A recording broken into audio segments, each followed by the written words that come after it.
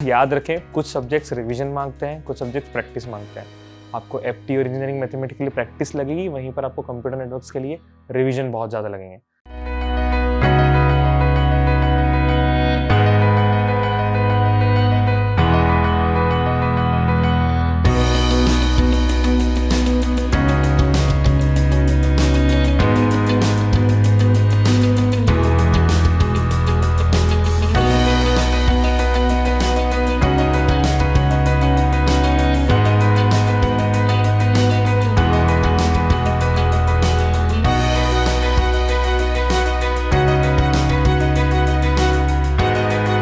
Hello everyone, my name is Abhay Patidar. I have secured All India rank of 78 in my third year of college itself.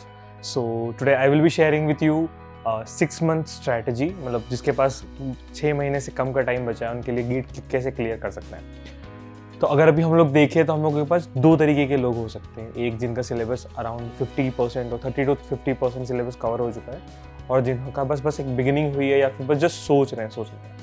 तो हम लोग पहले वालों को cover करते हैं जिनके 30 to 50% सिलेबस हो चुका है। तो अभी आप अपना मेजर फोकस रखिए कि आप अपना सिलेबस कवर कर पाओ राउंड टेस्ट स्टार्ट हो उसके पहले तक, दैट्स अराउंड अक्टूबर या अक्टूबर के मिड तक आप अपना पूरा सिलेबस कवर कर पाओ।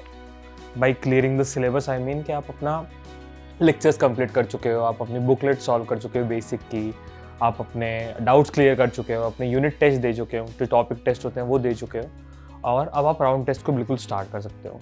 इसमें आपको ध्यान रखना है कि आप अपने स्कोरिंग सब्जेक्ट्स को बहुत अच्छे से, जो सब्जेक्ट आपको पसंद हो, आपको आता हो, उन पे ज़्यादा ध्यान दें। जिनमें आपको थोड़ा कमज़ोर, जैसे कुछ बच्चों को कंप्यूटर नेटवर्क्स कम होता है, उस पर भी ध्यान दें, पर उस सब्जेक्ट को लेके ना बैठें। टॉपिक वाइज चीज़ों को रखें। कंप्यूटर नेटवर्क में पूरा का पूरा कंप्यूटर नेटवर्क बच्चों को ख़राब नहीं होता है। किसी का ट्रांसपोर्ट लेयर ख़राब होता है, किसी का CSMA/CD ख़राब होता है।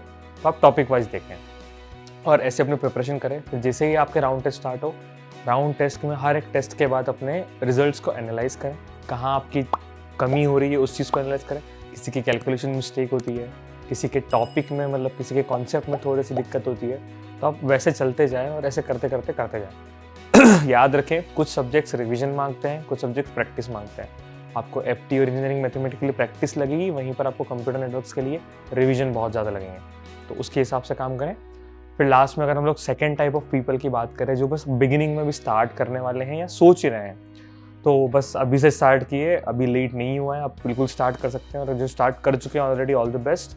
आप ऐसा कर सकते हैं कि अभी आप अपने टाइम को कुछ डिविजन्स में डिवाइड कर लो। फॉर एग्जांपल मंथली अगर मैं बताऊं, अगर मैं आपको एक रफली फिगर दूं, तो मंथली आप डिवाइड कर लो। आप अभी स्टार्ट करो। अभी आप DBMS, digital logic, theory of competition, ऐसे सब्जेक्ट्स को स्टार्ट करो। मान लिया आपने अगस्त में ये कंप्लीट कर लिया। फिर हम लोग आगे गए, हम लोगों ने सेकंड, हमारा जो मेन सब्जेक्ट होता है C, एडा और एप्टीट्यूड, इन सब्जेक्ट पे फोकस करते हुए हम लोग मान लेते हैं सितंबर और अक्टूबर के मिड तक भी आ गए। तो अभी तक हमारे ऑलमोस्ट 6 सब्जेक्ट्स कंप्लीट हो चुके हैं, और काफ़ी अच्छे वेटेज के साथ में। इसके बाद में हम लोग चलते हैं नवंबर में, तो हम लोग हमारे COA ले सकते हैं, OS ले सकते हैं। फिर हम लोग हमारे दिसंबर में डिस्क्रीट मैथमेटिक्स, इंजीनियरिंग मैथमेटिक्स ले सकते हैं। वैसे अपने टाइम को डिवाइड करो, आपके हिसाब से ही आपको बिल्कुल इधर उधर सब्जेक्ट्स को ले सकते हो। जो आपका फेवरेट सब्जेक्ट हो, अच्छे समझ आता है, उसका पहले ले लो, दूसरे सब्जेक्ट को बाद में ले लो। स्कोरिंग सब्जेक्ट के हिसाब से जाना है तो वैसे ले लो। अभी मैंने जैसे कंप्यूटर नेटवर्क स्किप कर दिया क्योंकि थोड़ा बड़ा टॉपिक होता है, बड़ा सब्जेक्ट होता है। तो आपको अगर पता है, पहले से आपने पढ़ रखा है, तो आप उसको ले सकते हो। कंपाइलर डिज़ाइन आप ले सकते हो। आप उन सब्जेक्ट्स पे फोकस करो अभी जिनके स्कोर्स ज़्यादा हैं। आप स्कोरिंग सब्जेक्ट्स को पहले फोकस करो, और साथ में अपने अंडरस्टैंडिंग के सब्जेक्ट्स में कितनी है उसको भी ध्यान में रखते रहो। इसके बाद में आप ट्राई करो, दोनों के लिए बता रहा हूँ, कि प्रीवियस ईयर क्वेश्चंस को ज़रूर करना, प्रीवियस ईयर क्वेश्चंस करना। और जनवरी में बिल्कुल ट्राई करना कि आप मॉक टेस्ट दो, कम से कम 15 से 20 मॉक टेस्ट दो, जिसमें प्रीवियस ईयर क्वेश्चंस आ गए पूरे के पूरे सेट।